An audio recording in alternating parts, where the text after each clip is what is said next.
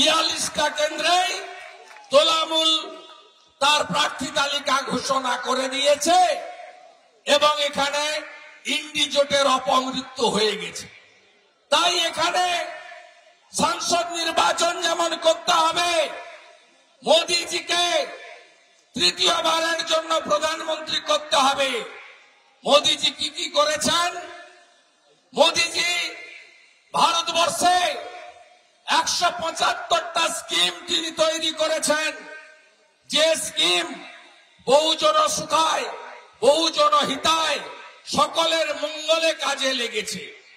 নরেন্দ্র মোদীজির নেতৃত্বে 14 কোটি ইজ্জত ঘর, 4 কোটি আবাসের বাড়ি, 13 কোটি পিএম কিষাণ সম্মান নিধি, 11 কোটি উজ্জ্বলার কানেকশন, 250 কোটি মানুষকে করোনার ফ্রি ভ্যাকসিন, 82 কোটি মানুষকে প্রধানমন্ত্রী অন্ন সুরক্ষা যোজনায় মাথা পিছু মাসে 5 কেজি করে চাল বা গম বা আটা বিনামূল্যে 29 সাল পর্যন্ত দেওয়া, জনধন যোজনা থেকে, মুদ্রা স্কিম থেকে, প্রধানমন্ত্রী কৌশল বিকাশ কেন্দ্র থেকে শুরু করে গোটা দেশে আয়ুষ্মান ভারত, প্রধানমন্ত্রী ফসল বীমা যোজনা, আমি কত কথা বলবো, লম্বা তার তালিকা।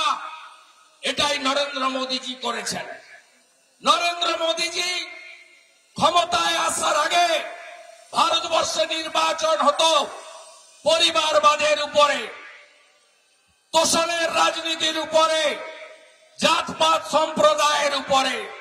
নরেন্দ্র মোদীজি এই আসার পরে ভারতবর্ষে নির্বাচন হচ্ছে বিকাশবাদের উপরে।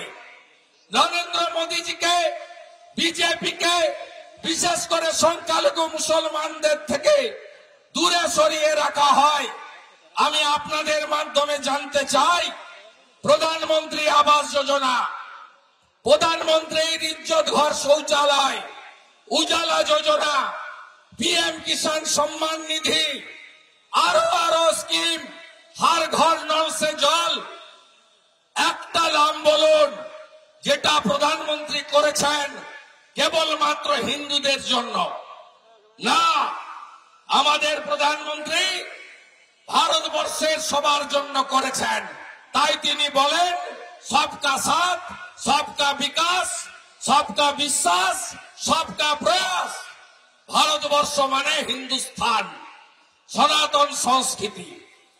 500 বছরের লড়াই সমাপ্ত করে শান্তিপূর্ণ উপায়ে রাম মন্দিরের উদ্ঘাটন। আপনারা আমরা কি ভেবেছিলাম জীবদ্দশায় রাম মন্দির দেখে যাব?